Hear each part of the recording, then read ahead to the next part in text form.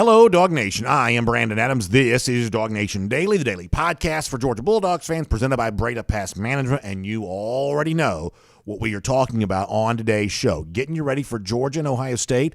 A little bit of edginess coming on the Buckeye side here. We'll have some fun with that on today's show. It kind of brings out some emotions in some of us, too. So we're getting ready for that. There was a funny exchange yesterday between Will Muschamp and Kirk Herbstreit. We'll try to decide what all of this means here coming up in a moment. Also, as we're doing today's show, there have been some press conferences ongoing in downtown Atlanta. So we'll hear from Mike Griffith on some of that here coming up in just a little bit too. So we're very, very busy getting ready for the game. And this is obviously one of those weeks in which it's more than just a normal game. So there's more than just normal coverage, and we'll give you some ideas of how some of that's going to play out here in just a little bit there as well. So we're fully loaded. We're having a great time. Hope you are there too. It is so much fun to have your team in the college football playoff. It's just great to see, and to have it in, for those of us who live here in the Atlanta area, to have our team in the playoff in our city makes it even more fun. So I hope you're enjoying it this week as much as I am. And with that in mind, let's go ahead and get ready to get it rolling today. It is DawgNation Daily, the daily podcast for Georgia Bulldogs fans, presented by Breda Pest Management, and it begins right now.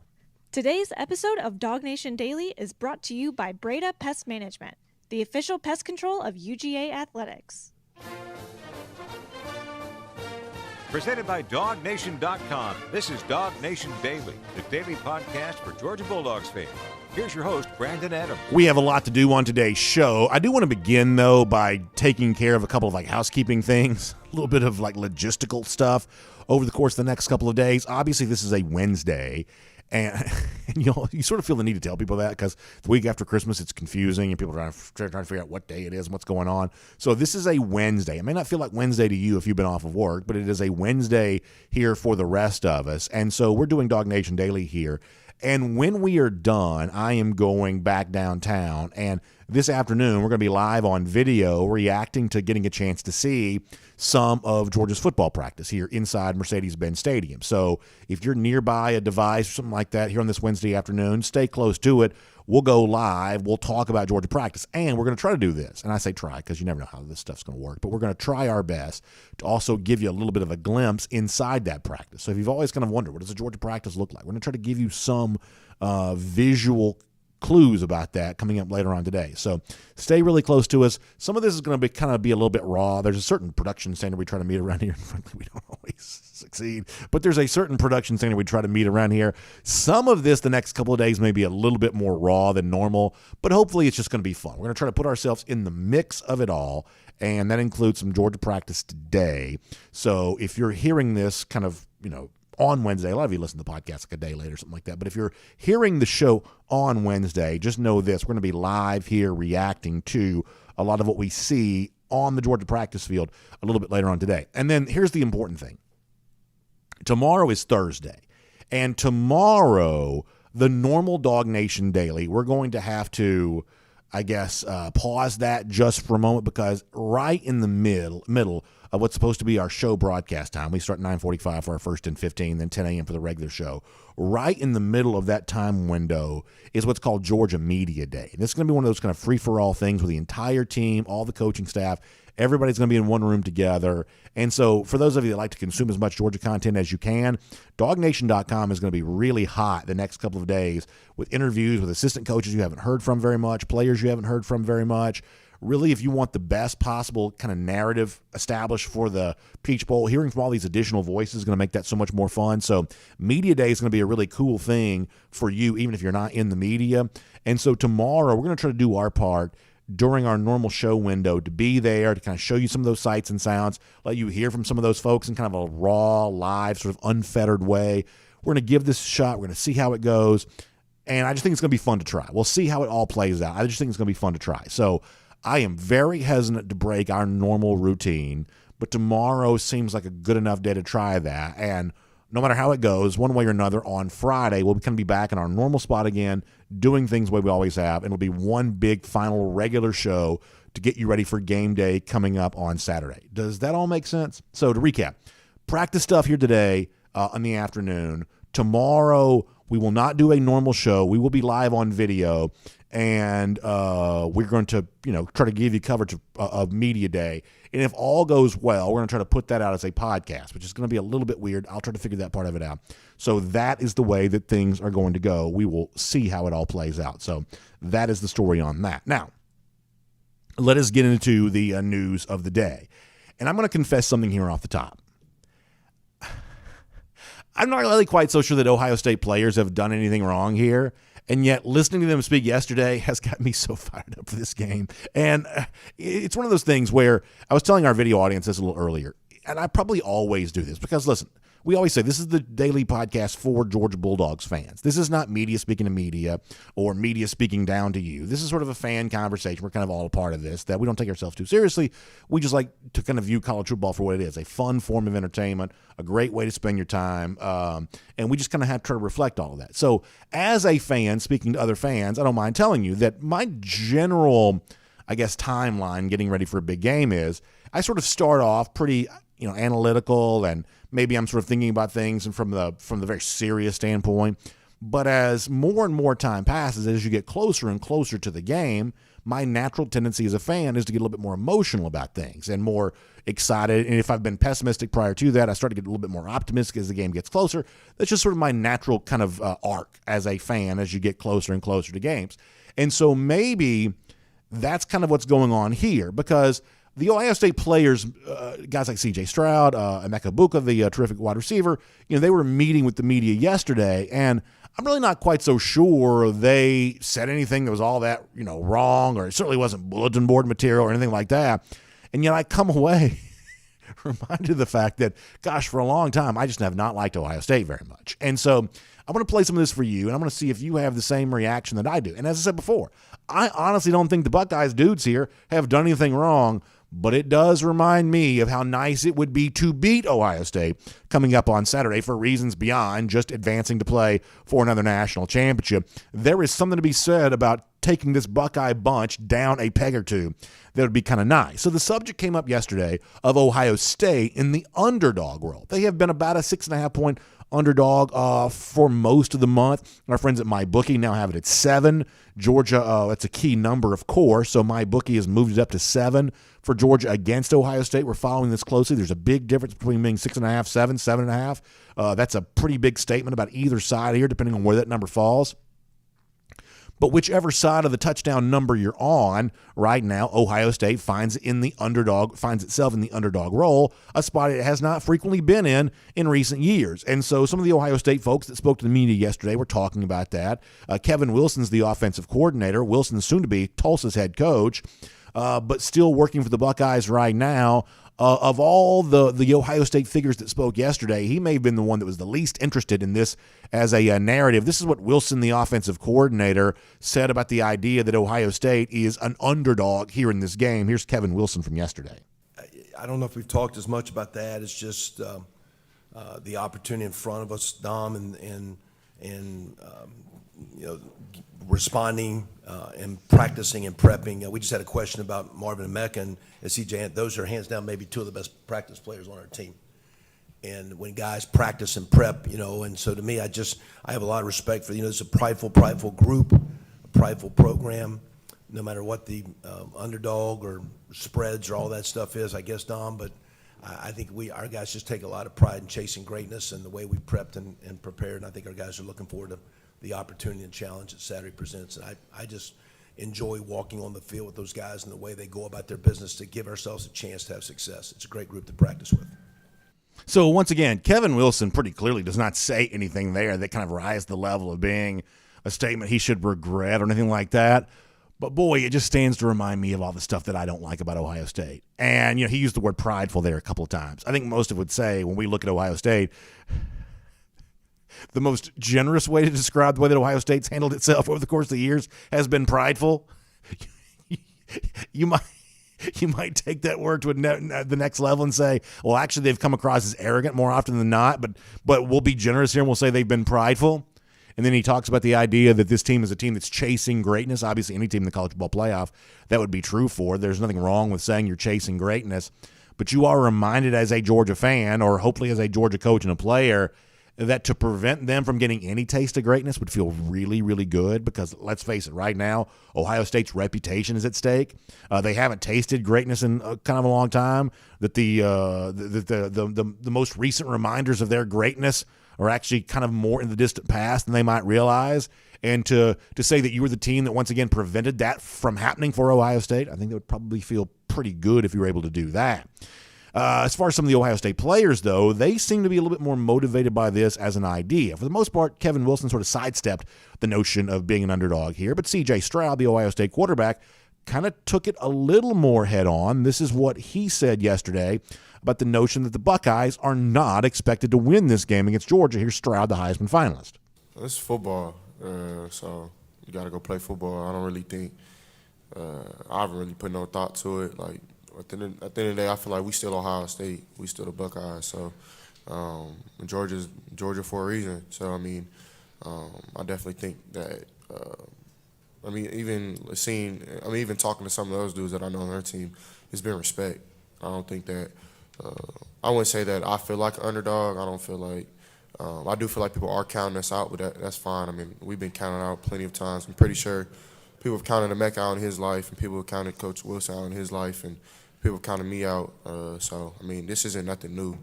I definitely think this is the path that God wanted us on, and I'm just rocking with that. So if that means that we the underdog, I'm cool with it.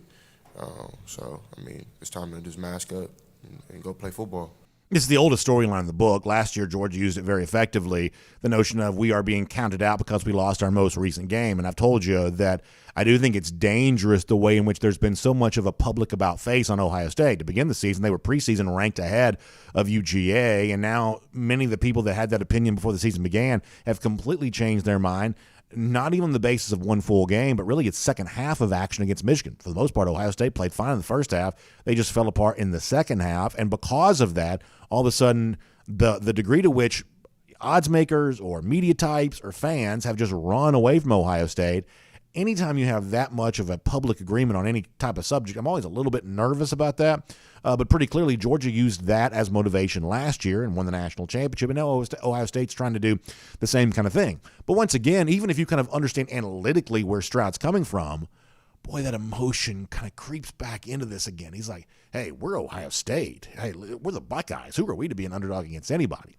And the one thing that a lot of us would say down here in the south part of the country is, listen, the notion of being Ohio State means something a lot different down here than it does up there. Because what we've seen more often than not, those of us who kind of view Ohio State with some skepticism, those of us who kind of view the Big Ten with some skepticism, especially compared to the SEC's best. After all, we saw Georgia play Michigan a year ago, after all. But those of us who look at Ohio State, to be frank, we see something a little bit different in the Buckeyes than the Buckeyes going to see in themselves. We see a team that's had a hard time, oftentimes living up to whatever Ohio State fans think they are supposed to be. And that's one of the things that kind of brings the emotion about in a game like this. But if Stroud was kind of embracing this as a storyline, a terrific wide receiver named Emeka Egbuka is embracing it even more. You can kind of tell that he sort of feels a little more energy about this than maybe the typical Buckeye player might, including Stroud, who we just heard from. Here's a receiver that could factor mightily in the outcome of the game on Saturday, and he is pretty clearly energized by the notion that no one seems to think Ohio State's going to win this game right now. Here is Emeka Egbuka. This is yesterday. All right, I'm close it out with Emeka. You can look at the rankings and see that we're number 4, and look in the past and see what the past number 4 Ohio State team did. But at the end of the day, Georgia's a phenomenal team. They're 12-0. It's hard to go undefeated on a season, and they're the number 1 ranked team right now. But I can't speak for everyone. But for me personally, I don't feel like underdogs. There's never been a time where I stepped on the field and I felt a severe disadvantage to the player across from me. I haven't played Georgia yet, but I feel like with the confidence that we have as a team and our ability, like CJ said, we've been counted out before, so it's not nothing new to us. So we're just going to go out there on Saturday and play football like how we know how to play football.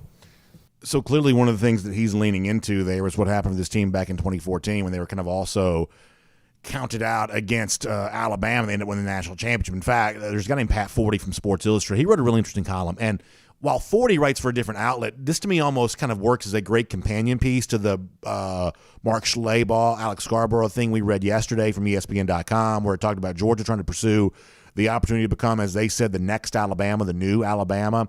Well, the companion piece to that, although it's much shorter, is the Pat Forty thing at Sports Illustrated, where he talks about the pressure that Ohio State faces going into a game like this. The notion that, to go back to what we said a moment ago, C.J. Stroud says, hey, we're Ohio State. And Emeka Egbuka says, I've never felt like an underdog in any game I've ever been in. But if you're Ohio State and you face another big opponent, the likes of Georgia, after losing your last two to Michigan, and if you don't show up in a big way in this game, then the notion of what it means to be Ohio State, it has to have changed. For anybody who's paying attention, it has to have changed. Ohio State would have obviously been diminished as a program if they are pushed around by Georgia the way in which they've been pushed around by Michigan, or given the fact that Georgia pushed around Michigan last year, if they push around Ohio State even more than Michigan has pushed them around, then what it means to be Ohio State is something completely different. And the notion of Ryan Day, who's kind of always been the coach that's been lauded without much of a resume to back that up, it's the reason why Jim Harbaugh said, he's born on third base and thinks that he's hit a triple.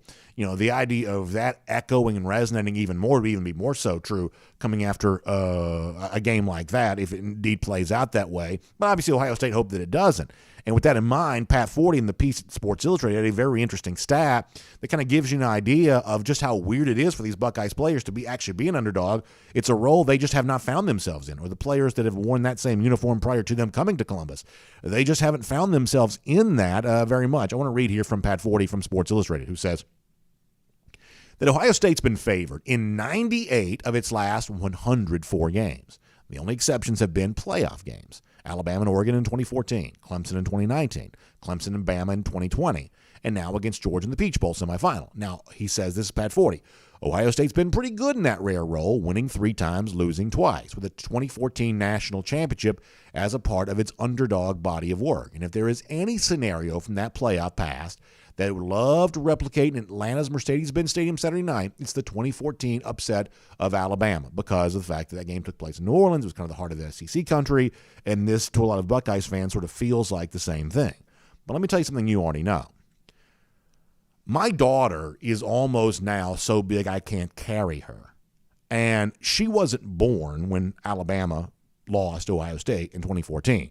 The idea that that is somehow some sort of harbinger of what's going to happen here in 2022, folks, that's a long time ago now. And it just is. So whatever you're going to conjure back and sort of dream about Ezekiel Elliott and Urban Meyer and, whatever else was kind of going on with the Buckeyes there at that time, that is essentially the distant past when it comes to college football here right now. So, do with that part what you will. But the bottom line for me on this is that I think when you hear Ohio State talk, or when you hear people talk about Ohio State, I do think if you're a Georgia fan, you have another, reason to want to win this game if you didn't already have enough. It's not just about Georgia and what it can achieve, becoming kind of the new empire in college football. It's not just about what Georgia has a chance to gain. It's also about what Georgia has a chance to take from Ohio State, to prevent from happening for them. You do not want this program to have bragging rights over you. You just don't. You do, because it's been since 1992, since these two teams have played before, at least the end of the 1992 season. Who knows when you get a chance to play them again? The idea that for years they might be able to say, oh, you may be the best in the SEC, but you're not better than us. Man, oh man, you don't want that to be true. I mean, this is not just about what Georgia has to gain. This is also about what it has a chance to either take from Ohio State or prevent happening for these Buckeyes. They really believe that they're the best program in college football. They really believe that no one plays at their level, that it's somehow some sort of unpardonable sin that they've been ranked as an underdog here in this spot. As one of their players said, hadn't played Georgia yet. No, you're about to find out what it's all about against these dogs. And a lot of UGA fans certainly hope that Georgia delivers a very, very strong message. My name's Brandon Adams, and this is DawgNation Daily, the daily podcast for Georgia Bulldogs fans, presented today by Breda Pest Management. Happy to have you with us, no matter how you get to us today, live on video. We start at 9:45, first and 15, DawgNation.com, DawgNation app. 10 a.m. after that, Facebook, YouTube, Twitter, Twitch, all kinds of video platforms to hear our program. Radio at noon, of course. on Athens Sports Radio 960 The Ref and as a podcast, wherever you find them, including the world-famous DawgNation.com. We're just really, really happy to have you as a part of our program here today. And, boy, we appreciate our friends at Breda Pest Management for making it all possible. You know, I know how much Matt Brady and the entire team over there is excited about the upcoming college football playoff. If I had to guess, Matt and his family are probably going to be at the game. We typically kind of run into him at some of these big sporting events, and I'm sure he's looking forward to that. But while it's fun on the weekends to take care of college football business, enjoy all that, during the week it's the business of your pest control that they're worried about. You know, critters sneaking into your house, by the way, when it's really cold out there like that. More opportunity for some of these squirrels and things like that to want to get in your attic. Well, Breda Pest Management can handle all that for you. Or, you know, throughout the year, obviously if you live in Georgia, you know termites are just a kind of a fact of life. In our state, it's just a thing that every homeowner has to deal with. It's why you've already got a pest control provider, already got a termite contract. And yet you may also be working with one of these fly-by-night companies that's raising your rate every year. It's just getting more expensive, like everything seems to be. But when you make the switch over to our friends at Breda Pest Management, that goes away. That stops. They're actually going to save you money instantly just for making the switch. How do they do that? They've got unparalleled resources. They're the official pest control provider of UGA Athletics. That's kind of a cool thing. But it's that strength as an organization. The fact they've been in business since like the 1970s, the fact they've got more than 100 employees, that strength as an organization can be leveraged for your benefit by saving you money just for making the switch. So find out more. Go to BredaPest.com. That's BREDA, BredaPest.com. And you can find out a whole lot more about what our friends at Breda Pest Management are going to be able to do for you.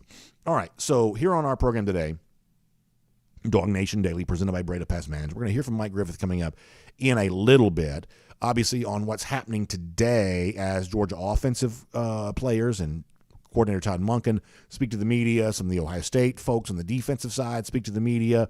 We'll kind of hear, and that, by the way, the Ohio State stuff is going to be interesting because, you know, Jim Knowles, first-year coordinator, obviously was brought here to make this Buckeyes team better, tougher for 11 games this season. It seemed like that's what he had done.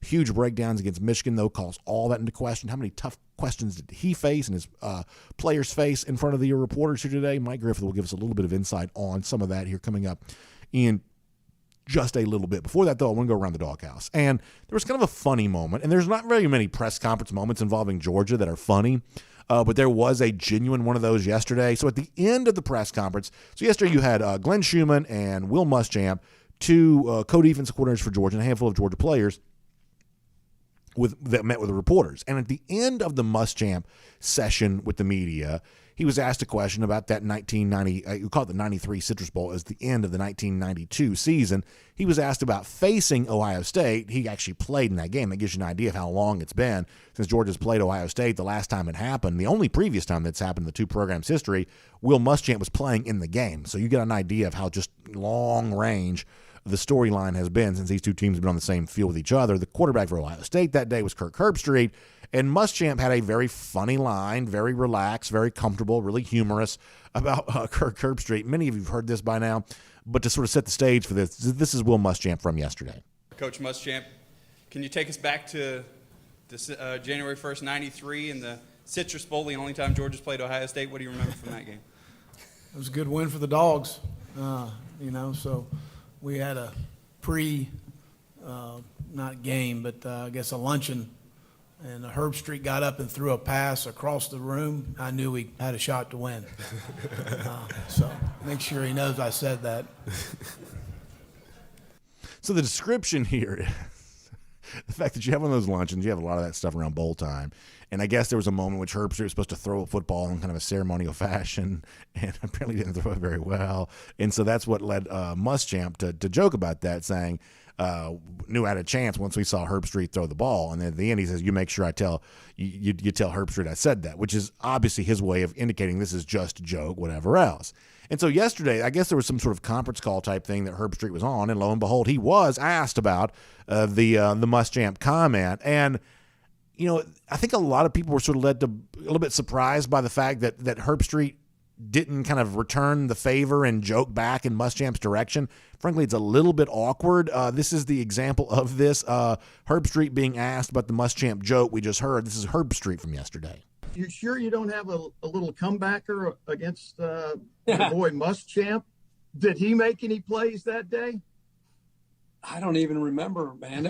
Was that 100 years ago? I just remember Georgia being really good and very athletic, and I don't remember much about Will at all.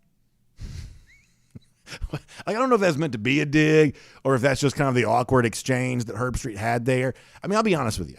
I think that Herbstreit's a very sometimes difficult person to figure out because on the one hand, when he's like relaxed and comfortable in his own skin, just talking college football, you can very easily understand why this is the number one analyst in the sport. He's just really good at it. And he kind of draws you in, and I think you'd be willing to listen to him forever. I mean, he's just really good about talking about college football. There's a natural way in which he converses about this subject that's really pretty engaging. And then you see other times, and a lot of this for him is on social media. I can't stand Herbstreit's social media personality. A lot of times on social media, he comes across as just so super serious and heavy-handed that you're like, Kirk, you get the greatest job in the world. Act like you enjoy it. And it's weird. I would count myself as a big fan of Kirk Herbstreit, but there's certain times kind of like this where you're like, Kirk, be a dude here. Enjoy yourself here. Have a good time. Go back and forth on all of this. But to say all of that, my defense of Kirk Herbstreit is, and I do believe this is true, I think that Herbstreit is in such a tough spot because as the number one analyst, especially a guy that calls games now, as the number one analyst, I just think all of his words are just so scrutinized. And he's going into a game on Saturday night where he's an Ohio State graduate, calling a game involving the Buckeyes against Georgia. And you might, as a Georgia fan, be on guard for this sort of pro-Ohio State bias, but a lot of you are aware Herbstreit for a long time is going to have taken some jabs from Ohio State fans because they don't think he's pro-Ohio State enough. In fact, I guess at one point in time he even moved away from Columbus, and there was some thought that maybe that might have something to do with it, or I don't even know what the true story is. But, when you're Herbstreit, I think part of the thing that maybe makes your job less fun than otherwise could be is the fact that everybody is just sort of hanging on your every word, and they're looking for every kind of potential misstep as a way of, I don't know, criticizing or whatever else, that it just sort of ends up being one of those things that maybe makes you a little more serious than you possibly should be. So I'm not really quite so sure what to make of that, other than to say, a lot of you know this, you're not maybe a media person, but you're kind of aware, is that Georgia's very guarded around the media. I don't think Kirby Smart loves his media sessions, as, Coach might not.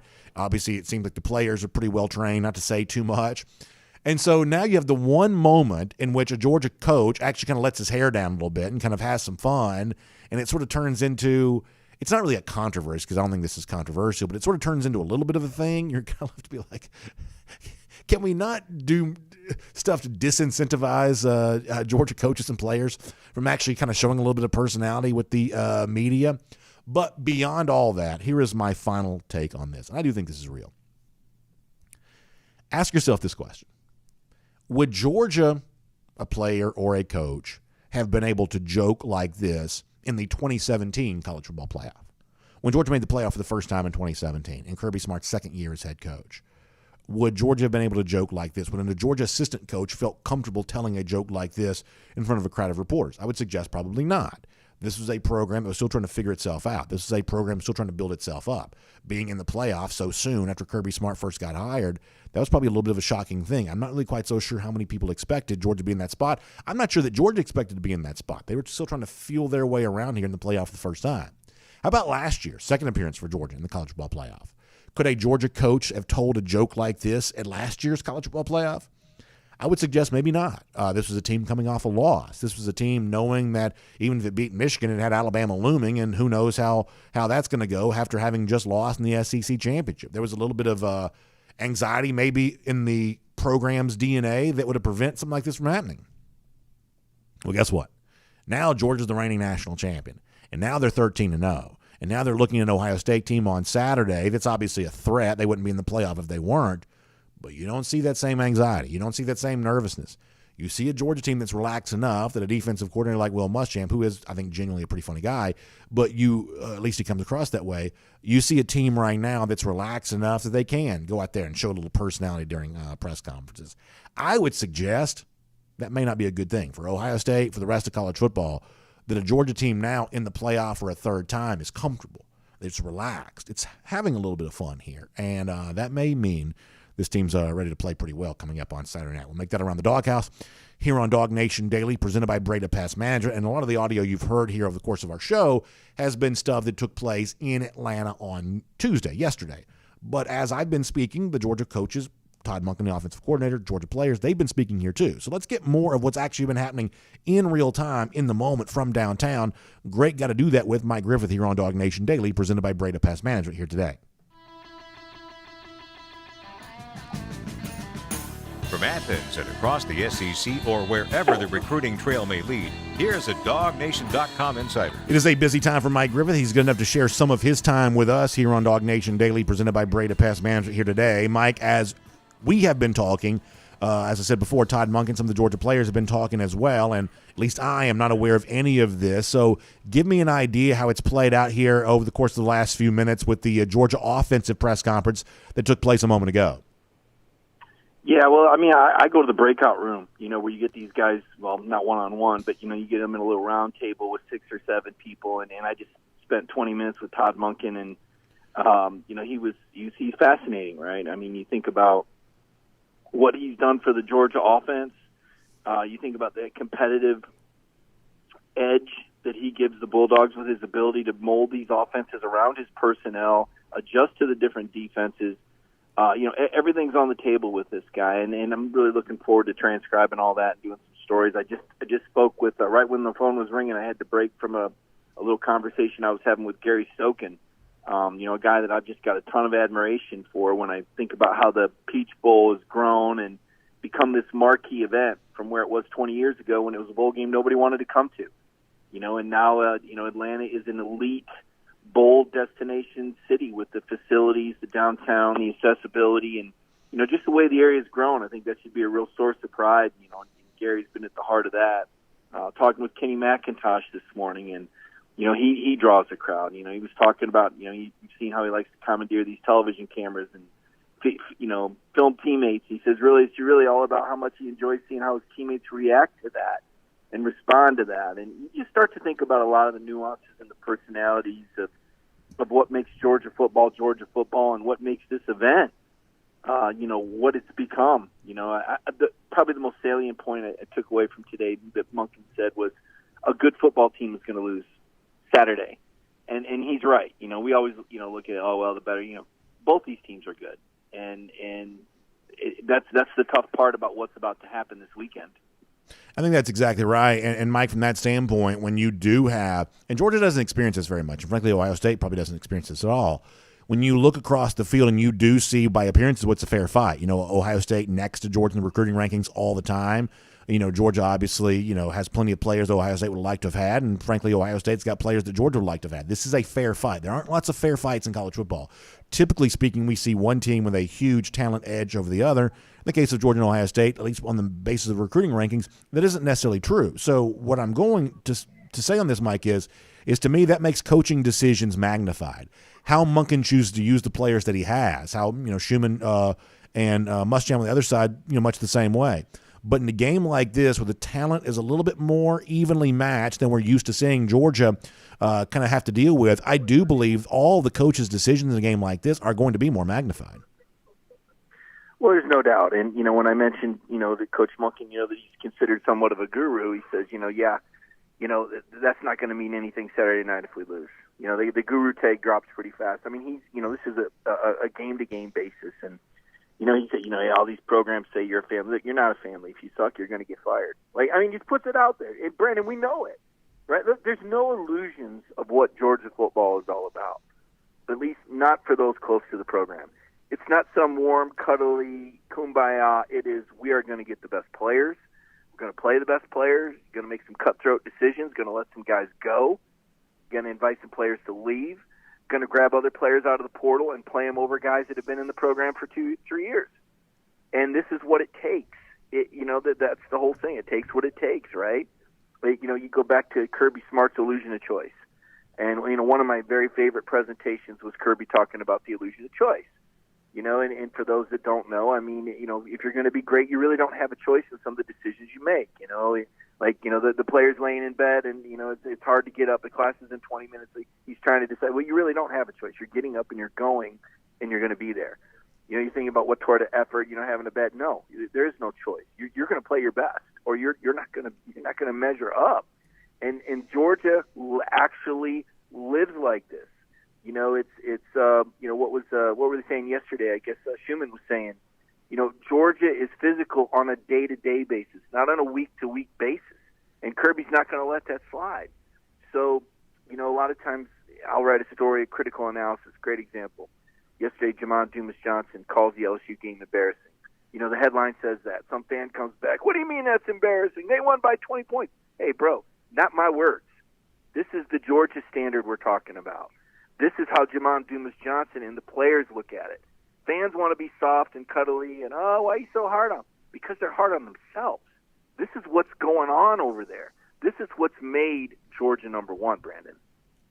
Did Todd Monken say much about, the idea of leaving to become a head coach? There'd obviously been some rumors. I don't really know that many of those rumors have actually materialized in anything too tangible, but the notion of what he would be looking for from a next opportunity, did that come up with Monken today at all? Yeah, it came up, and he's like every other coach. He's a never say never guy. And he says, "Look, I get paid really well here. It's not all about that, but he values his paycheck. He values working for Kirby Smart. He likes Kirby. Kirby's direct. Kirby's delivered everything he's promised he would deliver. He joked around about Kirby coming to him and asking about hiring Mike Bobo like it was his. But my decision. I'm going to hire him anyway." He said, "But it's worked out great," and he really respects Mike Bobo, and he talked about how, for Kirby and Muschamp and Bobo, how their heart is in Georgia. And there's an attraction to that. Part of the reason he took the job is because he knew Kirby was all in on Georgia. He's not going to be one of these guys who's going to take a job and when the grass is greener is going to leave. He entered into a very secure situation with a coach with great resources that was going to put everything into it. And that made the job attractive to him. And it's still attractive to him. Even though it's pretty clear that him and Stetson, aren't exactly always on the same wavelength. They both joke about that. They both talk about that. It's apparent when they talk that, they're not going to be going out for coffee much, but you know what? They've got a tremendous professional working relationship, and it works. And there's an admiration, a professional admiration. Monken is all business, Brandon. You've seen it. You've heard it when he talks. He doesn't have much of a filter. Different words come out, and he's pretty direct in what he says, and it's humorous because we all kind of know that that's how coaches really think, but rarely do you get a guy that's just going to put it out there like Monken, right? Like somebody said, when did you know Stetson be the guy? He said, well, there's some plays I still wonder. He said, but then again, I call some plays and I wonder if I should be the guy. But there's just that moment of truth where you're like, yeah, we can kind of see that. There's times we kind of go, what the heck was that? But he's a direct guy, and in terms of your question, it's a never say never thing. Monken is very aware that this comes down to him doing his job, and as long as he's doing his job and he's getting paid well, Georgia's great. He knows the minute that the performance drops off, his job's in jeopardy, and there wouldn't be very many more attractive places like Georgia. He went through a laundry list of things and advantages he has. One of them being Delta Airlines, Atlanta, people coming to see the campus, access to great players. Obviously, facilities, the staff that he has around him, the talented players that he has. He said one of the sayings today was, cookies taste better with sugar than vinegar. You got to have players. So it sounds like it would take a pretty good job to get him out of here. But Monken's also not so naive as to think he's going to get all cozy and comfortable and be able to sustain job security if he doesn't have success. How about the other side of this? I think one of the things that the average Georgia fan may just not be all that aware of, unless you're really paying close attention to college football, is how much criticism the Ohio State defense has taken, going back to last year when they got embarrassed against Michigan, and this year Jim Knowles being brought in. You spend big bucks to bring him in from Oklahoma State, and for most of the season that looked like a pretty good decision. Buckeyes obviously played better defensively on the total than they did a year ago, and yet fell apart in the second half against Michigan. How pointed were the questions that the Buckeyes defense was getting today? Yeah, and I listened to Coach Knowles today. I sat with him for a long time too, and it's an overreaction. It's kind of like what happened with Georgia last year when that defense gave up 41 points and 500 yards. And, Bryce Young made the Georgia defense look like garbage last year in the SEC title game. And, did that, but then again, we saw the Georgia defense redeem themselves, and now we kind of just look at that game as an outlier like, oh, yeah, Alabama really did kill them last year and put 41 on a historically good. And I think that's how Ohio State looks at this, and that's how Monken broke it down. He said, look, this is ridiculous. He said he's got a cornerback that misses a tackle on a 78-yard play when they call zero blitz. So you got a player that blew an execution. He goes, then the two late touchdowns, they're just trying to get the ball back. They're not playing their real defense, and that leads to these long runs. He said, that's happened where Georgia scored late touchdowns like that, where the defense is playing a little out of character because they're having to get desperate and try. So way too much is being read into that. And if you look a little deeper and you play the what-if game, and I know you really can't, but from what Munkin said you do, you take away those 2 long runs, and they're, Michigan's averaging less than 3 yards per carry on Ohio State. But that's not what the final numbers say, right? So there's a lot of situationalness to that. I think it's probably overblown. I think the Ohio State defense is going to be better than people think. They played 12 games this year. They won 11 of them. And to your point, they didn't play well, late in the third quarter and on a couple of late plays. But that's a game they were winning at halftime. Everybody gets amnesia, right? Just like everybody forgets how Georgia was controlling the first quarter against Alabama in the SEC title game before things went dreadfully wrong, right? It's not like Alabama just came in there and walked all over Georgia. Things went wrong in the second quarter. The offense went 3 and out 3 times in a row. Bryce Young got hot, and that was that. And, that Ohio State-Michigan game, you play it 10 times, who's to say Ohio State doesn't win 7 of them, right? So Munkin kind of was dismissive of it. Knowles just kind of, a lot of the Ohio State reporters were asking him a lot of pointed questions. And, look, this guy's been doing it a long time. There's nothing he can do that's going to, change their perception of Ohio State losing to Michigan. It's not going to sit well with their fans. It's not going to sit any better with their fans than it did with Georgia fans when Alabama beat Kirby 2017 and 2018, when they burned his safety on 26-23, and when they scored 2 touchdowns in the fourth quarter in 2018 and beat him in an SEC championship game that I thought Georgia was going to win. So Georgia fans have been there before, and they know what Ohio State's feeling losing Alabama back-to-back years, because they lost to Alabama in back-to-back years in 2017, 2018. It's very similar to that. Mike, good stuff. I appreciate you being here. And I still do this. Anything else from anything from today that I wouldn't be aware of that you want to make sure our audience knows that was said from either team in the media sessions that have been ongoing as our show's been taking place?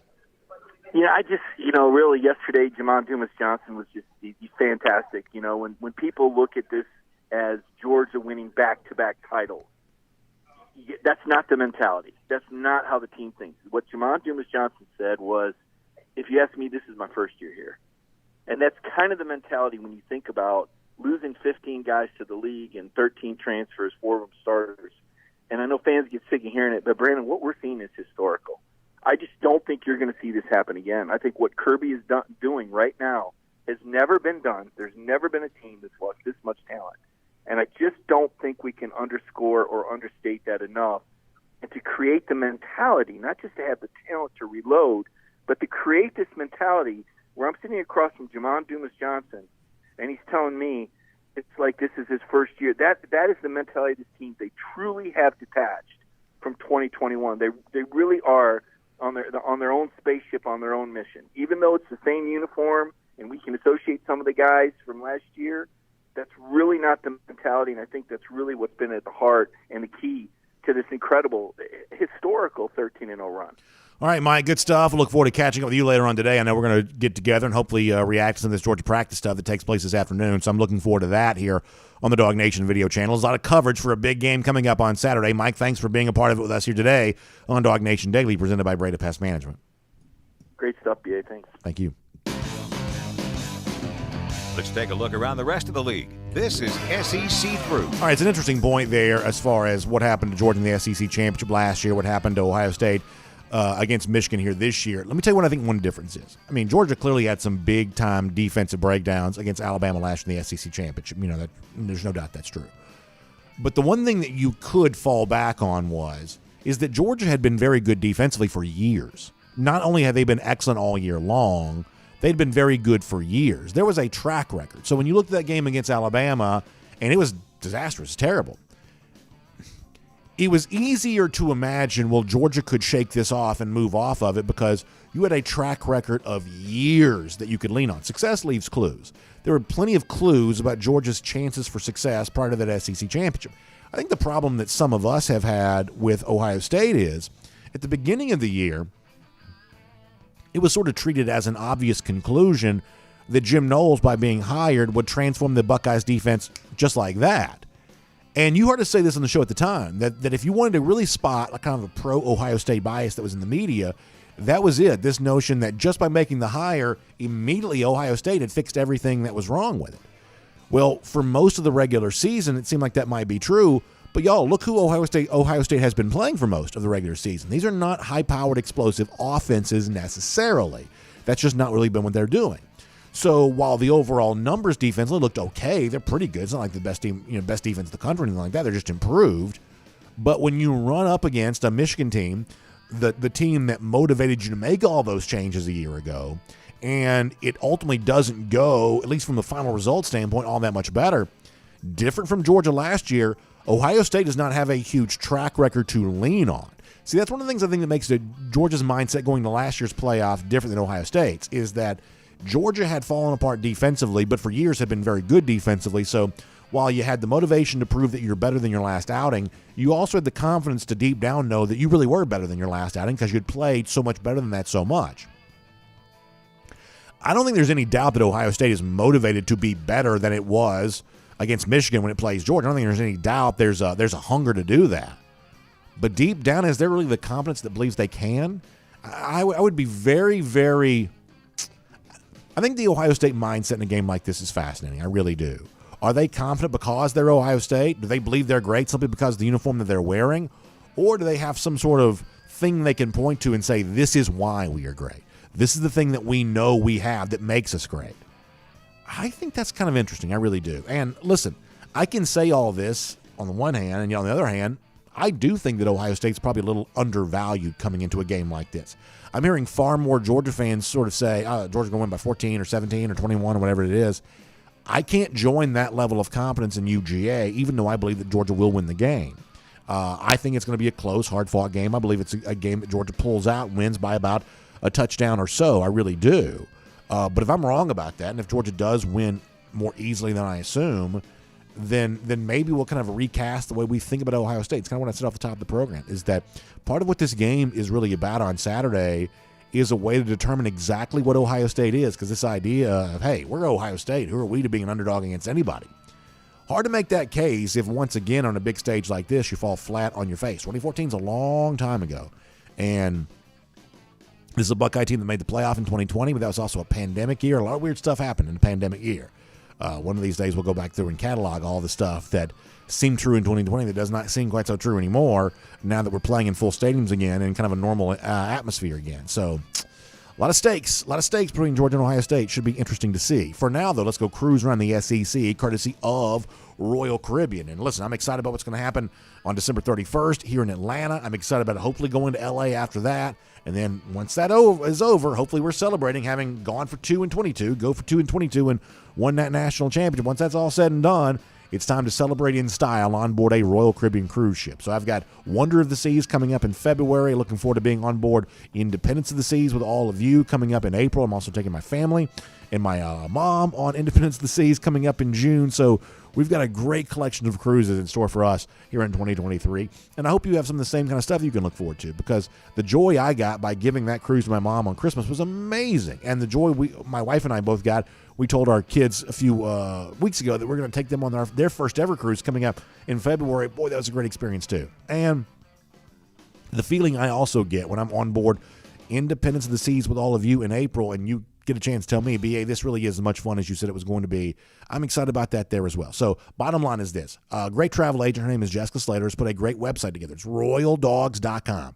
Royaldogs.com. You can find out all about the wonderful cruise we're going to have in April on board Independence of the Seas, going to Port Canaveral, going to Perfect Day, Coco Cay.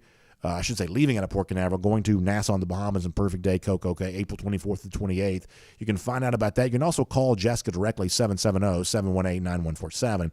That's 770-718-9147. She'll tell you all you need to know about our great Dog Nation cruise coming up. And you can also talk to her if you're watching on video. That's images from Icon of the Seas, the brand new Royal Caribbean cruise ship debuting January of 2024. She'll tell you all about that there too. So really fun stuff. Talk to Jessica. She'll get you set up and ready to go, and we'll see you on board Independence of the Seas for the Dog Nation cruise, second ever Dog Nation cruise coming up this upcoming April. Can't wait for all of that. All right, let me talk some bowl stuff here for a moment. So today we get SEC teams back in action. And actually, today's kind of a fun day because you got 1, 2, 3, 4 bowl games, and they're all actually pretty decent games. For instance, I think UCF Duke could be a lot of fun. You know, this is a Duke team that's They had a really good first year under Mike Elko, brand new head coach, and I think that UCF kind of has a little bit of momentum going into next season. This is kind of a fun game. By the way, Duke's also a narrow favorite in this game too, so if you're a point spread person, keep that in mind. Maybe a little bit of value on the Golden Knights here.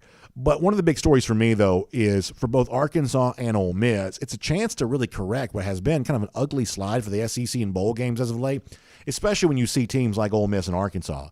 Those teams sort of outside the top 25, teams like Georgia, for instance, are handling their bowl business pretty easily. The ranked SEC teams, for the most part, are kind of doing okay. But it's some of these teams kind of outside that, what we saw from Florida, what we saw from Missouri just a few days ago, where these SEC teams in kind of these early season bowl games, they've been kicked around a little bit, not just this year, but the last year as well. So maybe Arkansas playing for a little bit of conference pride today against Kansas. I guess KJ Jefferson, the quarterback, is playing. I know they have a lot of opt-outs beyond that. But also, if you're Pittman right now, I think you're trying to hold all of this together. New defensive coordinator coming in. Arkansas lost some games this year they had a chance to win. And when some of that kind of stuff slips away, I mean, listen, I'm a huge fan of Sam Pittman's, huge fan of Pittman's. But I do believe that some of the honeymoon there is starting to wear off a little bit. And I think that Pittman moving towards 2023 is going to have a little bit more pressure to turn some of these close losses into wins. Coughing up the football against Texas A&M. That's not a good team to lose to in 2022. There have been some moments this year for Arkansas where you sort of felt like, ooh, what this program seemed to be building sort of slowed down or outright stopped here this year. And listen, I openly root for the Hogs to win games. I love Pittman that much. I openly root for them to win. But I would say Pittman would do well by himself to start actually turning some of these games, which they're covering the spread but losing, actually turning some of those into wins would probably be a good thing for him. And so getting that started against Kansas may make some sense. I'm guessing there'll be a good number of Arkansas fans in Memphis for the Liberty Bowl there. You're not all that close to Fayetteville, but there's a population center in Little Rock that actually is pretty close to Memphis, and that sort of southeast corner of the state of Arkansas is essentially in Memphis. So I'm guessing you'll have a lot of Hogs fans there, and maybe they can root their team on to victory. And everything I just said about Sam Pittman is probably doubly true for Lane Kiffin. A lot of Ole Miss fans were not happy with Kiffin after the Egg Bowl. And, gosh, things have changed so much since then because, obviously, the tragic passing of Mike Leach. But still, the football storyline from that game there that day is that Kiffin had been distracted, thinking about the Auburn job, thinking about whatever else, toying with the media about that, essentially, having a sparring session with a reporter that reported he was taking the Auburn job. And ultimately, Kiffin stayed at Ole Miss, which is probably a good thing for the Rebels. But once again, there's some Ole Miss fans who are ready for Kiffin to stop goofing around and start actually winning games. I don't know that the Texas Bowl against Texas Tech is necessarily going to sway anybody's opinion on that much. But, this is another one of those guys that he has some rebuilding work to do here with his fan base. And, getting, embarrassed in a bowl game after losing the rivalry game would probably be not a great way for Kiffin to conclude the season. So I think to a degree, both Pittman and Kiffin probably have a little bit of pressure on them in their bowl game here right now. By the way, the other non-SEC game for today, I think North Carolina-Oregon's a really fun game. I think that's a really fun game. And then tomorrow you got Oklahoma, Florida State. You got Texas, Washington. So I'll tell you this about both the Cheez-It Bowl and the Alamo Bowl. That's the ones I just mentioned. Every year we see this. Teams that win bowl game and come back the following year with a bunch of momentum, they're not quite living up to that. So I would say that we're on guard for teams like Washington, who plays Texas tomorrow, Florida State, who plays Oklahoma tomorrow. These are the kinds of teams I could really see being the overhyped teams this offseason going into next year. And listen, I think Florida State was actually pretty good this year. I'm not necessarily trashing the Seminoles by saying that. We just always see this. The teams that kind of bring back, quarterback in a lot of cases, and they bring back some hype for next year. If Washington beats Texas, I think they're one of those teams. If Florida State beats Oklahoma, I believe they'll also for next year be one of those teams. Then I'll finally mention this. We'll do some of the other bowl stuff later on. You start thinking about Friday, Gator Bowl, Notre Dame and South Carolina. That's a fun game. I really do think that's a really fun game. Looking forward to share some thoughts with you as we head towards that. By the way, we'll have Go With the Flow coming up on Friday night, so we got a lot of time to talk about these bowl games here coming up. But for now, we'll make that cruise around the SEC courtesy of Royal Caribbean. And by the way, don't forget this. When it comes to bowl action, your chance to kind of get your own opinions on the record about these games. No better way to do that than by placing a bet with our friends at MyBookie. When you go to online, just type MyBookie in your browser. The internet will do the work for you. It'll help you get to MyBookie. When you get there, use the promo code DawgNation for the big deposit bonus. That means up to $1,000. Whatever you put in your account, MyBookie is going to double that initial deposit. So you put in $300, they'll put in $300. You got like $600 in your account before you even place and win your first bet. That's as easy as it gets with our friends at MyBookie. It's winning season right now. That means you play, you win, you get paid. But you got to get signed up for that account first. You got to use the promo code DawgNation and then get the big first deposit bonus. Then after that, you're enjoying the great bowl season, all the fun stuff that's happening there at MyBookie. But you got to find them online at MyBookie. Use the promo code DawgNation, and then from that standpoint, you are set up and ready to go with that big deposit bonus. Obviously, we're also heading towards a fun weekend here too, which means a lot of tailgate parties and things like that. And of course, nothing goes better with the game watching party, the tailgate party, or just ringing in the new year, whatever you have coming up. Nothing goes better with all of that than our friends at the Finish Long Drink. In fact, many of you share your great photos of yourself and those that you love enjoying that Finish Long Drink. And we like to feature you as part of our big finish here on the show coming up on Friday. So hit me up on Twitter at DawgNation Daily. Send me a photo of you with the Finish Long Drink, with whatever you're doing here this holiday season or the conclusion of the football season, and we'll showcase you as part of our big finish. And if you're like some of our audience and says, well, B, I've heard you talking about the Finish Long Drink, but I still haven't tried it yet, this is the time to do just that. Go online, thelongdrink.com, and you can find out where you can pick some up.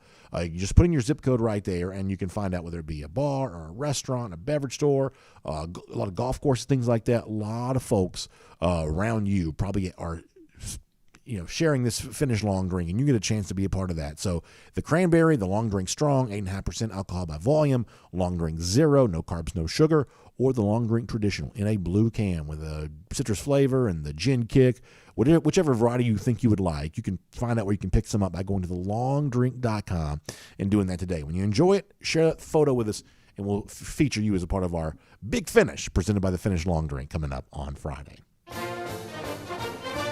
Now, speaking of a big finish to our show here today, Golden Shoe, and what we've been doing this weekend, we'll get back to traditional Golden Shoes before the weekends as a way of kind of giving some good vibes going to the game against Ohio State. But we've been kind of sharing some of the sights and sounds of Georgia at the Peach Bowl, and obviously one of the things that goes on is a visit to some of the children's hospitals here in town. And for those of us who have kids, we know how valuable it is. Children's Healthcare of Atlanta, Scottish Rite, these terrific medical institutions that provide really expert care to kids. And it's one of those things where we're all thankful to have this in our community, and we love it when programs like Georgia step up to show support here, including you see Kirby Smart getting off the bus there.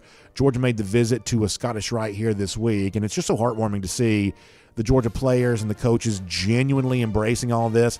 I still think the Peach Bowl mascot's a little bit weird, but nonetheless, I guess I'm also glad to see it there on hand at Scottish Rite. This was clearly a great day, a great job by Georgia. One of those things about Bowl Week that I just genuinely kind of enjoy. So nice to see all that. So for all the Georgia players and coaches who were there at Scottish Rite here this week, coloring the Bulldog faces and making the helmets and all that fun stuff, we will give Golden Shoes all the way around on that. That is just a great thing to be able to see. Ohio State's done this too, but we'll showcase Georgia here, stopping by and visiting the folks there at Scottish Rite. Such a beautiful thing to see and a great way to spend Bowl Week and the holiday season. So thanks to Georgia for doing that. By the way, lousy stinking Gators. Georgia may be charitable here in our town, but they have no charity to be given out when it comes to the Gators. 304 days from right now. That is our Gator Hater Countdown. We can't wait for a Gator beatdown then.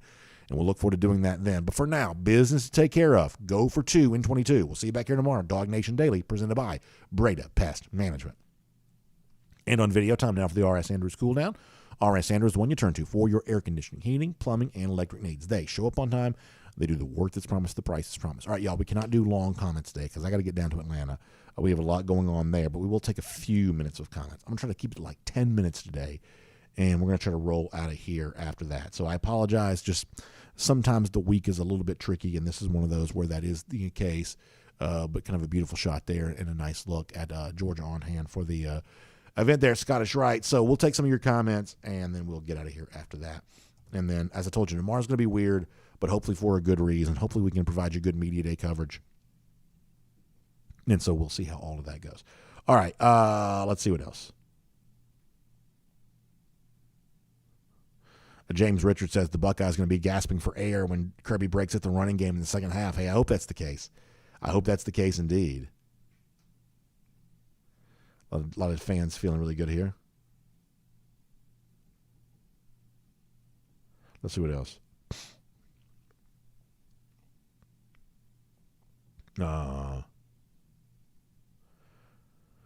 James Moore says no turnovers in the Dogs, but we caused 3, so that's at least 10-point swing. Go Dogs. So James feeling good here too. You'd love to see that. Tripp says I'd love to be a fly on the wall when Kirby gives his pregame speech. Yeah. I mean, no one's better, right? And we had the thing that leaked out the other day of he's just really good at conjuring up the right level of emotion for that. He's also, I would say, a very articulate guy in situations like that. He's almost like it's almost like the wrestling promo type thing where, you know, as the emotion reaches the fever pitch, he doesn't really stumble over his words. It's really pretty impressive, to be honest with you. So, very good, very impressive stuff. Kirby's visor says, I think the defensive line is going to really show out, and Stroud's going to be under pressure off his spot.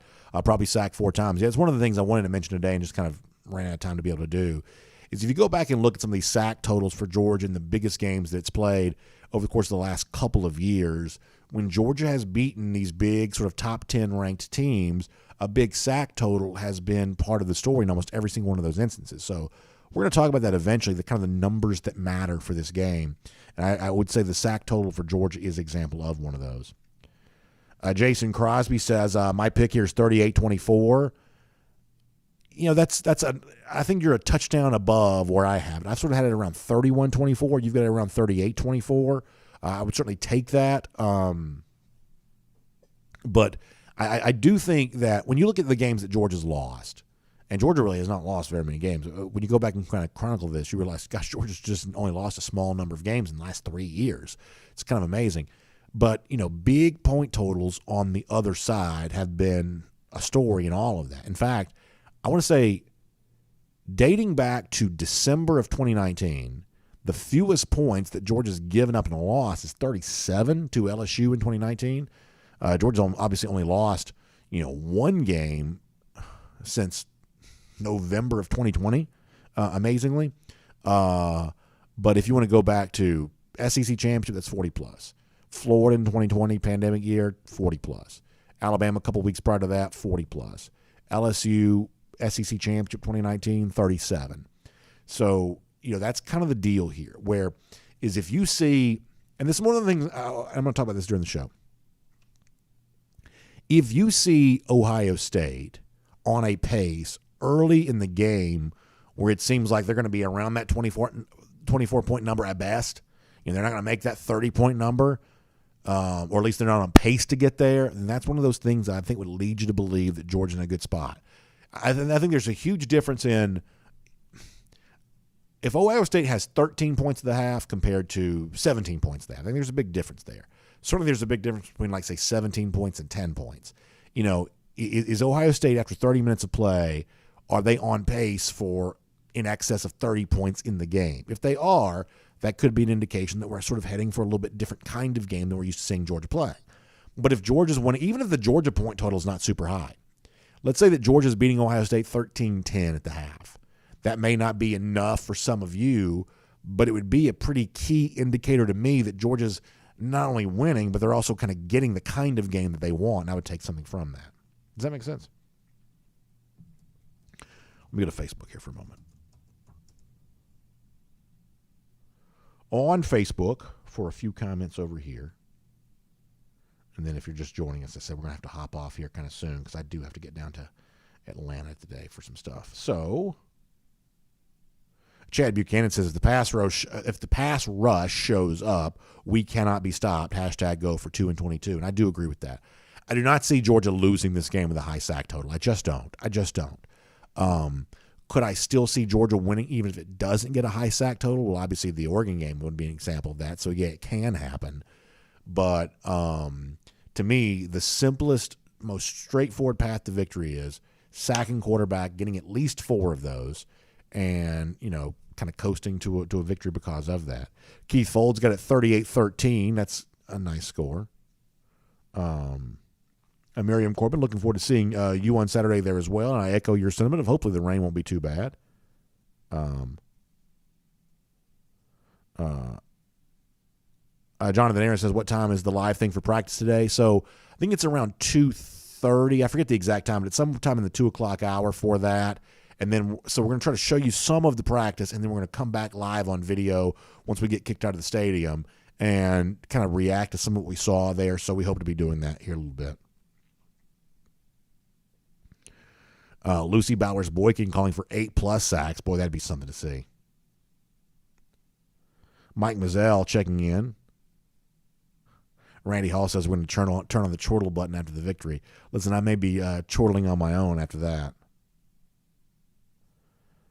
Bobby Leathers says Bowers over under 5 catches. How many yards? As far as the total yardage, I'm not so sure, but I like your over under of 5. And I do think the best version of Georgia is probably over that number. I do. I think the best version of Georgia includes more than 5 catches for Bowers. George Herndon says C.J. Stroud needs to be running for his life. I hope that's the case. Let's see what else. George Herndon also says, dogs bring the pain. I like that. AJ Ferraro says, my wife and I are hoping to celebrate our 2nd wedding anniversary with a Dogs win. Let me tell you something. That'd be a great way to celebrate that. First of all, congratulations on 2 great years of marriage, and hopefully you do get the great anniversary gift to enjoy. That's great. Lucy Bowers-Boykin says, I wasn't calling for 8+ sacks. I'm begging for 8+ sacks. Lucy, I get that. That's good. I like that.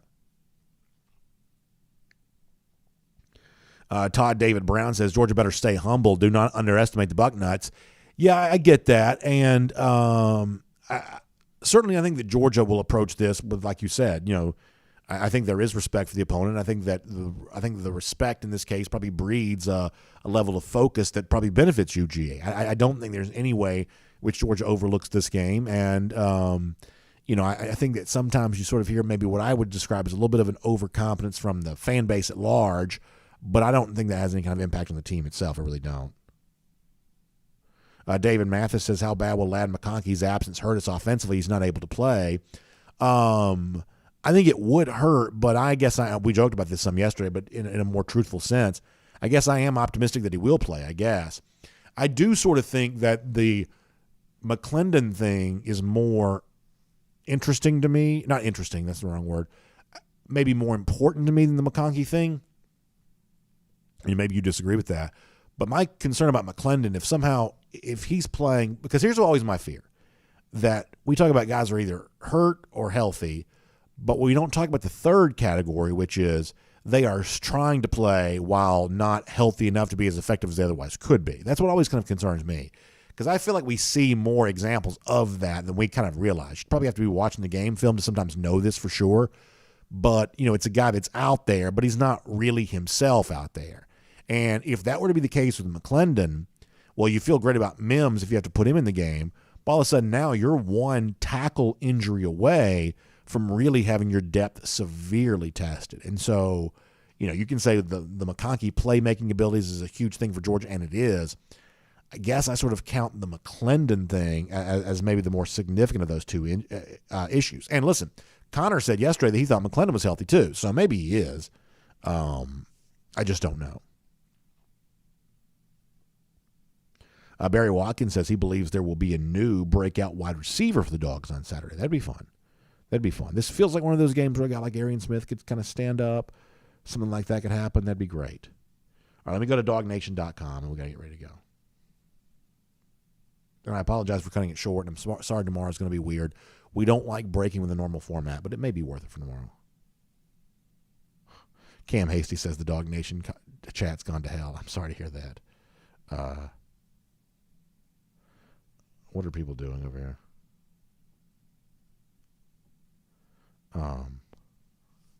Oh, Lord, what's going on over here?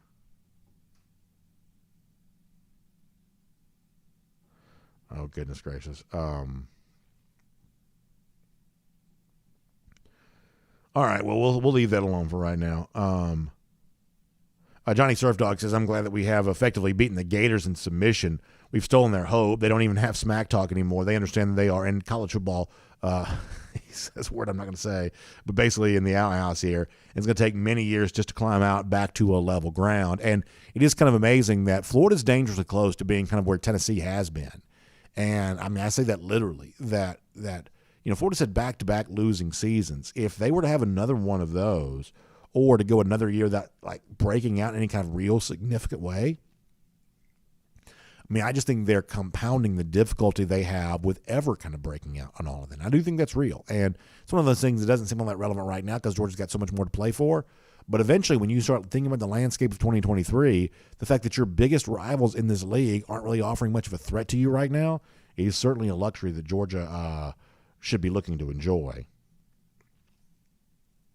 Ken Holcomb says, sacks would be nice, but just laying hits on Stroud hard, heavy, and often and being disruptive in their backfield will scare those guys half to death because they aren't used to it. Yeah, when you saw Stroud taking some pressure in the Michigan game, I think it changed him as a quarterback. I think that's right.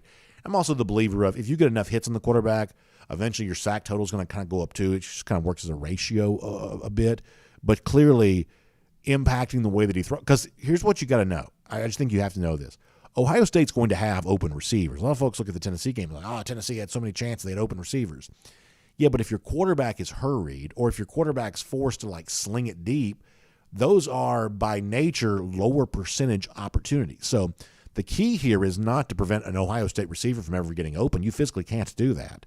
But when they are open, have you put enough pressure on the quarterback that he's not able to make his best throw, or he's making a low percentage throw that he doesn't have a great chance of connecting on anyway? That's kind of the game within the game as it relates to that, and that is a great place for us to stop here today. So tomorrow is weird, but hopefully fun. Friday, one way or another, we'll be back to normal. So we're getting ready for the Peach Bowl. We're trying to do everything we can for it here.